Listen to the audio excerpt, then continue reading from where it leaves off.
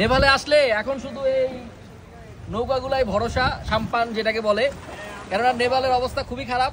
এই যেদিকে দেখেন দেওয়াল দিয়া পুরো নেপাল ব্লক করা। তো নেপালে আইসা সাগর দেখতে পাবেন এমন চিন্তা করেন না। তবে কি করতে পারবেন আমি সেটা বলি। নেপালের আপডেট হলো, আজকের আপডেট হলো এই বড় যে বেওয়ান আছে এইটাতে আপনারা ঘুরতে পারবেন। একটা নির্দিষ্ট অ্যামাউন্টে টাকা দিলে এই জায়গায় উঠা এই জায়গাটা ঘুরতে পারবেন। আর হচ্ছে এই নৌকাগুলা যেগুলা এই যে সাম্পান বলে, হাতে চালান না, এই হাতে চালানো নৌকাগুলো আপনারা নিয়ে ঘুরতে পারবেন। এই জায়গাটা ঘুরাই নিয়ে আসবে, 15 থেকে 20 মিনিট সময় লাগে। 2 জন হলে 200 টাকা, 5 জন হলে 300 টাকা, তারপরে দাম দর করে নিতে পারবেন ওনাদের কাছ থেকে।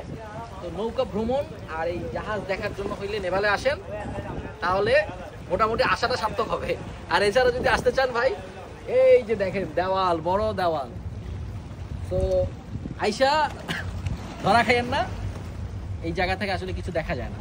তো ওইটা ভাইবা তারপর চিন্তা করবেন কি করবেন।